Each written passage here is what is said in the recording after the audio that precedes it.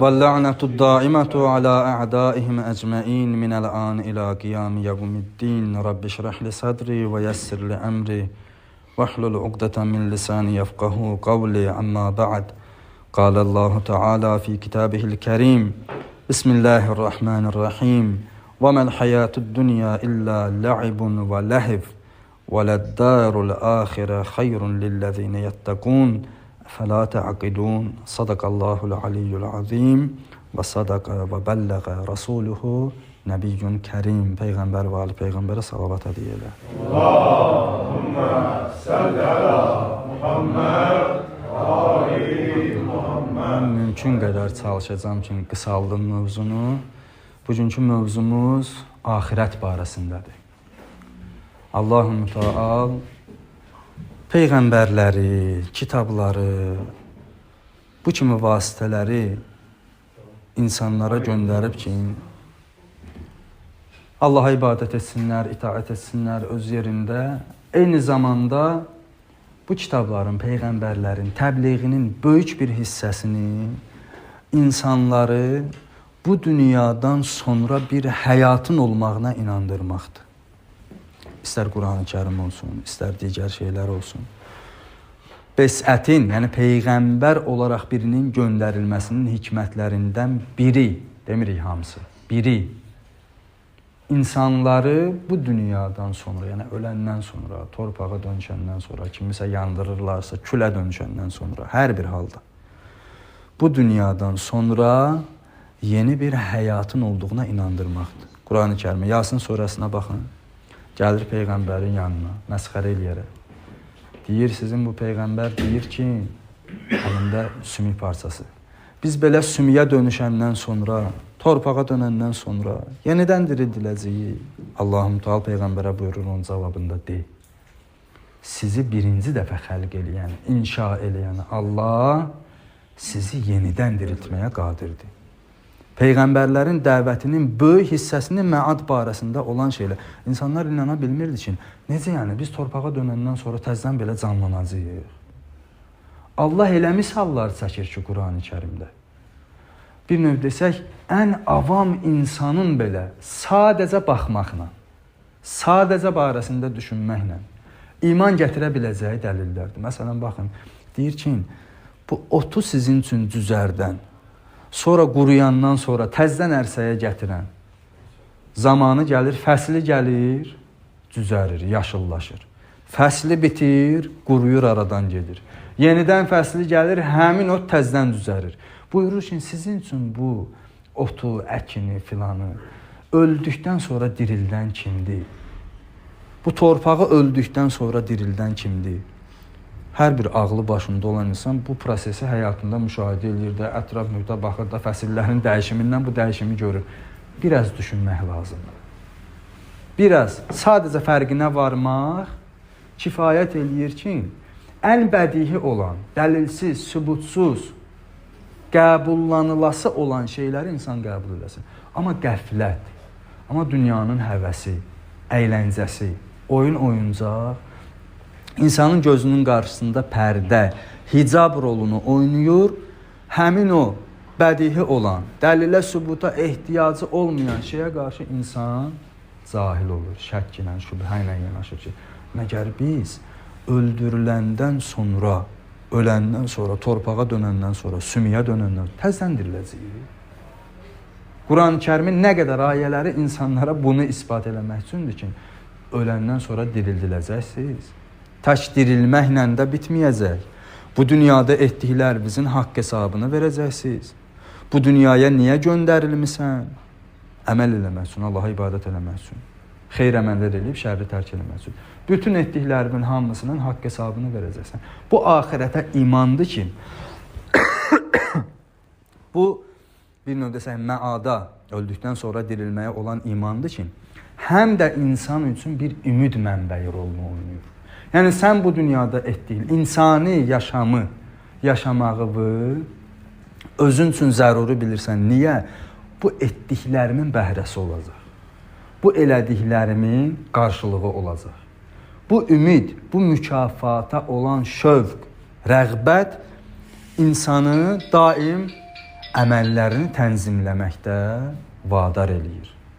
Eyni zamanda əzab, cəhənnəm əzabı, qorxu insanın bir zərəri ehtimal eləməyi, onu dəf eləməyin vacibliyini onun üçün vacib eləyir. Sən elə bilsən ki, kimsə bomba partladı, yüzlərlə insanı qətl eləməyə çalışacaq, hər vəchlə onun qabağını almağa çalışacaqsan. Çünki ehtimal olunan zərəri dəf etmək insan fitrətinin, insan ağlının hökm elədiyi şeydir. Hər bir insan, nəinki insanı canlı fitrətən. Allah onun instinktinə elə qoyub, insanın ağlına, şuuruna, fitrətinə elə qoyub, zərərdən qaçır. Bir heyvanı ovlamaq istəyəndə, fərqinə varanda qaçır. Bunu Allah canlıların təbiətinə belə qoyub. Odur ki, axirət duyğusu, axirət düşüncəsi, məad, ölümdən sonra dirilmək, haqq hesab günü və s. və ilaxır. O meyyiti ki, qəbrə qoydular, təlqin edirlər, ha? Ey filan ibn filan, səndən iki mələk, müqərrəb mələk gəlib, Rəbbin barəsində, Peyğəmbərin barəsində, kitabın barəsində, imamın barəsində, qiblən barəsində soruşanda qorxma, hüzünlənmə, de, Allah Rəbbimdir, Muhammed Peyğəmbərimdir.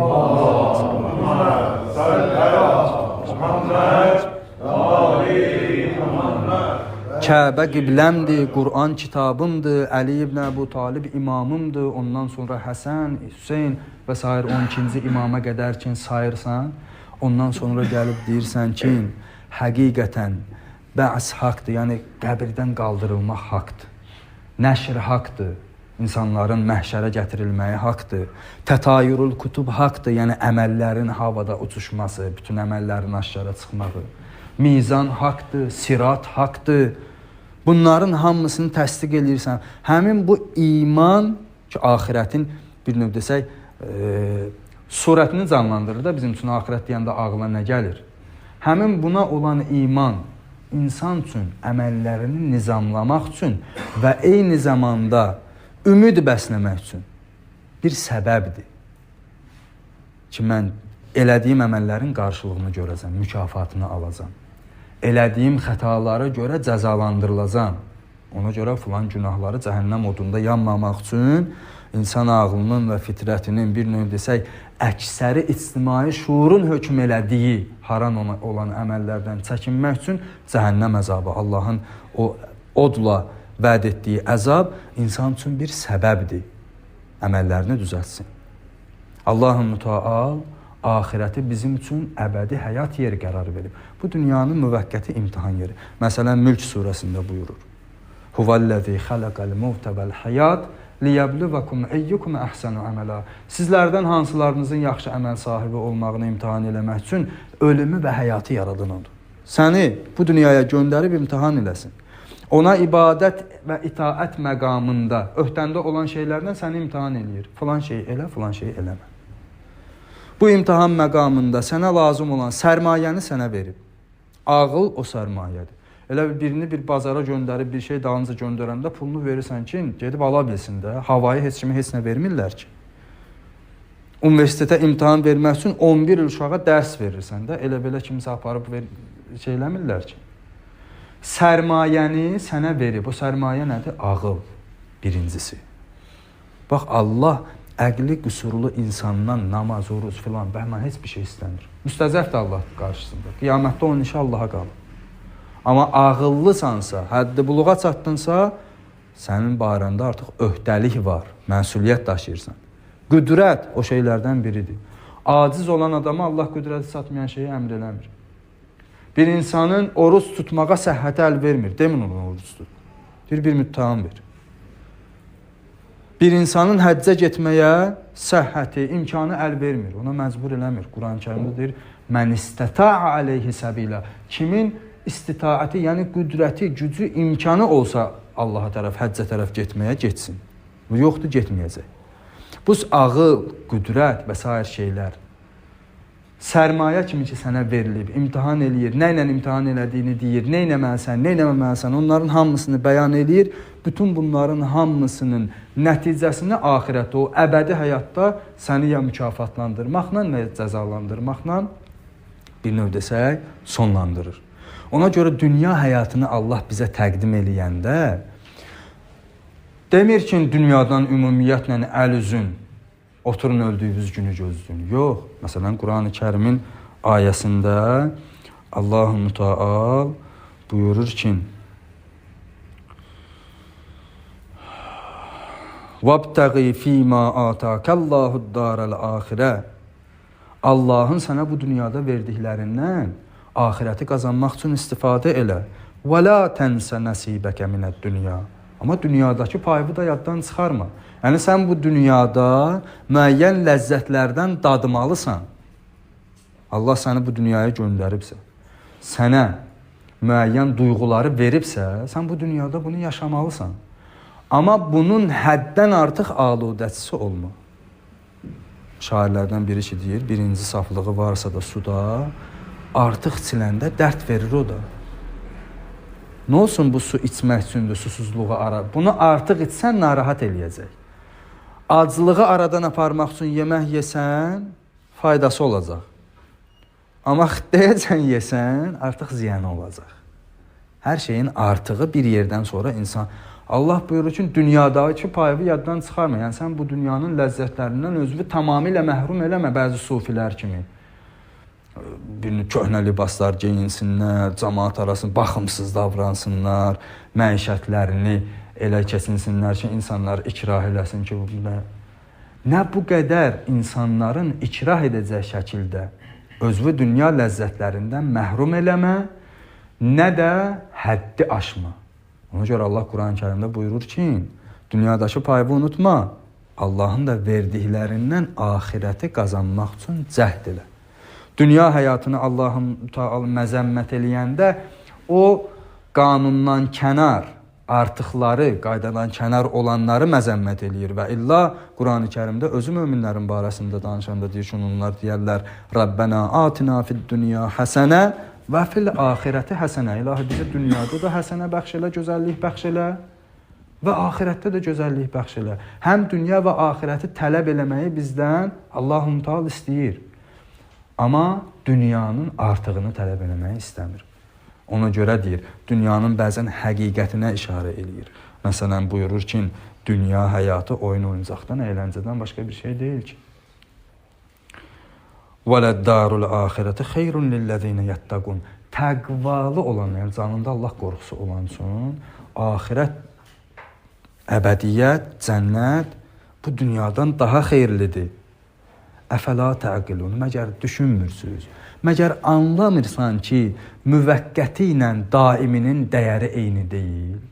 Məgər anlamırsan ki, 5 dəqiqəlik bir ləzzətlə əbədi ləzzətin dəyəri eyni deyil? İnsan biraz düşünsə bunun fərqinə varacaq da İmam Musa Kazım əleyhissalam buyurur ki, aqil olan kəs dünyaya da baxdı, axirətə də baxdı. Dünyanın əhlinə baxdı, axirətin əhlinə baxdı. Dünyanın ləzzətlərinə baxdı, axirətin ləzzətlərinə baxdı. Gördü bunların hər ikisini ələ gətirmək üçün əziyyət çəkməlidir. Nə dünyada havayı bir şey yoxdur, nə axirətdə. Nə cənnət pulsuz deyil, nə cəhənnəm ki, günahsız insanları aparsınlar. Nəsə eləməlisən ki, səni üçün cəhənnəmə atsınlar. Nə də dünyada havayı heç nə yoxdur. Nəsə eləməlisən ki, ruzvə ələnsindən ələ gətirəsən, məişətini təmin eləyəsən. Həzrət buyurur ki, aqil, ağılı olan insan. Bunların hamısına baxdı, gördü ki, nəsə eləməlidir, əziyyət çəkməlidir. Buyurur ki, aqil olan insan bu ikisinin arasında əbədi olan üçün əziyyət çəkməyi seçdi. Çünki bu bilir ki, bu nemətlər, bu ləzzətlər əldən çıxmayacaq heç vaxt. Amma bu müvəqqəti əldən çıxacaq. Bu neməti Allah bəlaya dönüşdürə bilər, bu neməti Allah qısa bilər, azalda bilər. Amma axirətdə verdiyi nemətlər əbədi nemətlərdir. Ona görə buyurur, aqil olan dünyaya da, dünyanın əhlinə də, onun nemətlərinə də, ləzzətlərinə də baxdı, axirətə də baxdı, bir növ desək, ələkdən keçirdi. Ondan sonra bunların arasında seçim eləyəndə əbədi olanını seçdi. Hər birimiz buna bir növ desək, fitrətən köklənmiş şeylərik, insanlarıq. Hamı istəyir ki, qardaş, kirayədə qalmaqdansa öz evi olsun.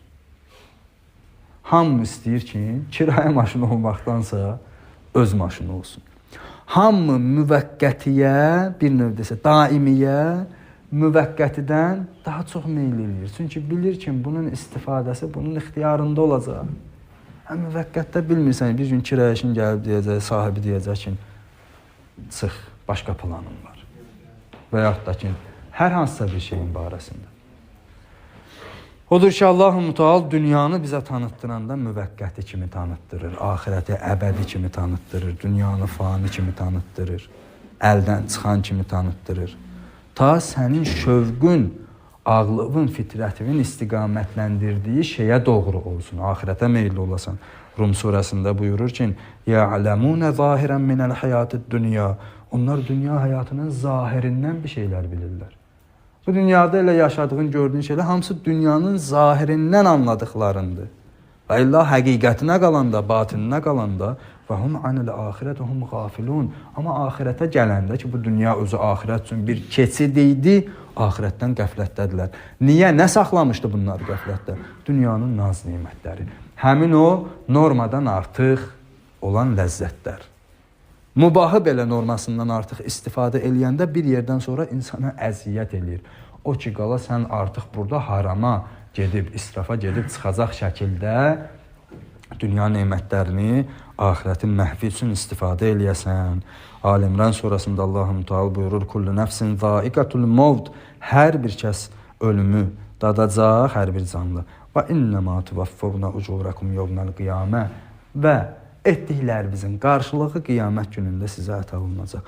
Bəzi insan deyir ki, bu qədər adamlar zülm eləyir, bu qədər körpələr qırılır, filan, bəsməkan. Niyə Allah bunları məhv eləmir? Niyə cəza? Allah bu dünyada kimisə məhv eləməyə öhdəlik götürməyib. Bəli, bəzən bu dünyada bəlasını verir, bu dünyada qarşısına çıxardır, vəd eləyib, imtihan eləyəcək sizi. Amma Allahın vədi qiyamət gününün barəsindədir. Adam var, deyir ki, filan kəs kafirdir, malı, dövləti, ruzusu. Odaş, biz elə ibadət eləyirik çətinlik içərisində. Allah-u Teala səni bu dünyada etdiklərinlə mükafatlandırmağı bir yerə qədər öhdəlik olaraq götürür, ruzuvu öhdəvə götürür və s. və ilaxır. Amma tamamilə əməllərinin qarşılığını bu dünyada versin, belə bir şey yoxdur. İxtiyar sahibidir. Bəzi insanla bu dünyada da hesablaşar, axirətdə də hesablaşar. İxtiyar sahibi də saxlasın haqq hesabı axirətə. Amma hər bir halda axirətdə haqq hesab edəcək. Hər bir halda axirətdə hesablaşma olacaq. Ona görə Allah-u Teala buyurur ki, mükafatınızın, qarşılığınızın tamamını qiyamət günündə görəcəksiniz. Əfəhəsibtum ennəmā xələqnakum əbəsən Belə güman eləyirsiniz ki, biz sizi əbəs yerə yaratmışıq. Bekar idi, boş idi, bir şey eləməli idi, bir insan yaratdı, ərsəyə gəldi. Qətiyyən. Hər bir şeyi hikmət üzərindən görənə. Allah səni yaradanda bir hikmətə, bir səbəbə dayanaraq yaradır. O da buyurur ki, məgər belə güman eləyirsiniz ki, biz sizi əbəs yerə yaratmışıq və ennəkum ileynə la turcaun və siz bizə tərəf qaytarılmayacaqsınız. Yəni sizlə haqq hesab görüşümüz olmayacaq, haqq hesab çəkilməyəcəksiniz. Əsla. O gün onlar deyir, etdiklərinin, əməllərini öz gözləri ilə görəcəklər, eynul yəqinlə görəcəklər, elmul yəqinlə biləcəklər.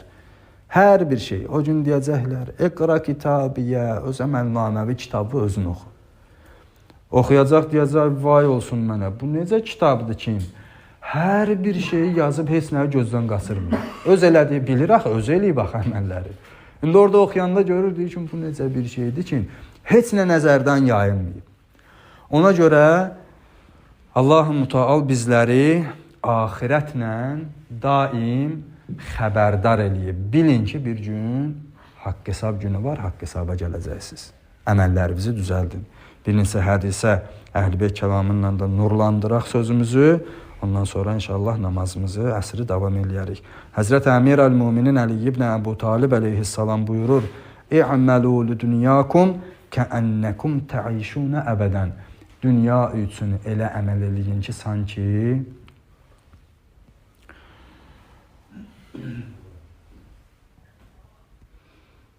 əbədi yaşayacaqsınız. Və əməlu li axirətikum kəənnəkum təmutunə qədən. axirətiniz üçün elə əməl eləyin ki, sanki sabah öləcəksiniz. Necə yəni? Yəni dünya işlərindən bir iş qabağına çıxanda beynində bu olsun ki, əşi hələ 100 ilim var da görərəm. Bu mənada. Dünya üçün elə iş gör ki, elə bil ki, əbədi yaşayacaqsan. O şey ki, dünya nemətidir. Axirətin üçün elə çalış ki, elə bil sabah öləcəksən. Yəni axirət işini təxirə salma. Axirət işini təxirə salarsan, əcəl anında haqlayar, boynunda öhdəliklə gedərsən Allahın qarşısında. O şeylər üçün dünyanın naz nemətidir. Bunun üçün narahat olma. Zəruri miqdarını Allah-u Müteal onsuz da sənə əta eləyir. Kəfil olub ruzuva. Amma axirət işlərində Həzrət buyurur ki, yubanma, təxirə salma. İmam Cəfər Sadiq əleyhissalam buyurur, mən amilə li axirətihi kəfahullahu əmrə dünya. Və axirət işləri ilə dünya işləri də bir-birinə bağlıdır. Ya Həzrət buyurur ki, hər kim axirət işləri üçün əməl eləsə, cəhd eləsə, Allah onun dünya işlərində kifayət eləyər ona. Bizim bir çox müşküllərimiz, dünyadakı sıxıntılarımız o axirət əməlləri barəsində olan sıxıntılardan qaynaqlanır. Kumeyl duası kim var? Dünənləri gecə oxumaq müstəhəb idi. Həmin orada nə deyir İmam əleyhissalam? İlahi, mənim o günahlarımı bağışla ki, nemətləri əzaba dönüşdürür. Mənim o günahlarımı bağışla ki, mənim dualarımın qarşısını alır. Və s. və ilaxır. Kumeyl duasının əvvəllərində. Bu dünyada elədiyin günahlar sənin bu dünyada ruzuva da təsir eləyir, ruhiyyəvə də təsir eləyir, imanıva da təsir eləyir və s. və ilaxır, axirətdə də təsiri öz yerində. Bu dünyada elədiyin savablar sənin ruhiyyəvə də, ruzuva da və s. və ilaxır şeylərə də dünyada təsir eləyir, eyni zamanda da axirətdə təsir eləyir. Ona görə Həzrət buyurur ki, hər kim axirəti üçün əməl eləsə, çalışsa, Allah-u Müteal onun dünya işlərində yoluna qoyar. Həzrət Rəsul-i Əkrəm Peyğəmbərimiz buyurur, Əd-dünya məzra'atul axirə, dünya axirətin əkin yeridir. Yəni, axirət üçün bir şey əkib becərmək istəyirsənsə, bu dünyada əkib becərəcəksən. Ki, Həzrət buyurur, bugün əməl günüdür, sabah hesab günüdür. Yəni, öldükdən sonra axirət, hesab günü. Nə qədər əməl dünyasındasan, əməl günündəsən, əməl elə. Haqq hesab günündə ta o haqq hesabdan çıxa biləsən. Əmirəl-Müminin buyurur, Tuba limən zəkərəl məad. Xoş o insanın halına ki, axirəti xatırlayır, ölümü xatırlayır. Və amilə lil hesab. Və o haqq hesab gününə hazırlaşır, əməl görür. Və qəni'ə bil kifaf. Və Allah-u Mütealın ona verdiyi az nemətlə kifayətlənməyi bacarır ki, Həzrət buyurur, ən varlı adam ona kifayət eləyəndən kifayətlənməyi bacaran adamdır. O adam ki, ona kifayət eləyəndən kifayətlənməyi bacarmır, fəqirdir. Milyardı da olsa fəqirdir, milyonu da olsa fəqirdir. Göz doymur da. Həmişə özünü möhtac hesab edir ki, mən bu milyonu artırmalıyam, bunu 2 milyon eləməliyim. Ona görə Həzrət buyurur, dövlətli, varlı adam ona bəs eləyənlə, kifayət eləyənlə kifayətlənməyi bacaran adamdır. Həzrət buyurur ki, və radiyə anillah və Allahın onun barəsində olan təqdirinə razı olsun. Bu adam xoşbəxt adamdır və illa hər şey var. Dilində də giley, güzar, bədbəxt adamdır bu adam. Bir dənə də İmam Hüseyin əleyhissalamdan hədis deyim, inşallah sözü tamamlayayım. Həzrət buyurur, və aləmu Ənnəd dünya ləm təbqa alə əhədin. Bilin ki, dünya heç kimə qalmayıb. Heç kimə qalmayıb. Və innəl axirətə darul qərar. Axirət isə hamının əbədi qalacağı məkandır. Dünyanın heç kimə qalmamağını sübut eləmək üçün dəlillə, kəlama, məktəbə, mədrəsəyə ehtiyac var. Dünyanın böyük hissəsinə hakim olanlar yoxdur indi dünyada. Qayıtsın bir dənə taxtı tacında otursun təzdən canına, mümkün deyil. Dünyaya hakim olanlar bu dünyada yoxdur. İndi onların adları qalıb, əsərləri qalıb. Bəziləri lənətlə, bəziləri rəhmətlə yad olunur. Dünyanın heç kimə qalmadığını isbat eləmək üçün dəlilə, sübuta ehtiyacı yoxdur. Hamı bir gün öləcəyini bilir. axirətin hamı üçün əbədi qərar yeri olduğunu isbat etmək üçün ağıl lazımdır insana. Adamlar diyor, kim gəlib oradan? Kim gəlməyib, inşallah gedəndə görərsən. Gedəndə görərsən, kim gəlib, kim gəlməyib, kim gəlmədən xəbər gətirib.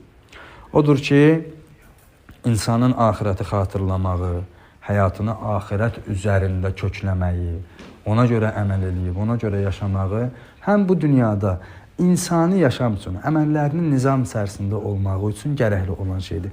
Yəni, heç axirət olmasa da, sən bu dinin təliminə uyğun yaşasan, heç kim sənə dünyada pis insan deməyəcək. Bir halda ki, axirət ola, əbədiyyət ola.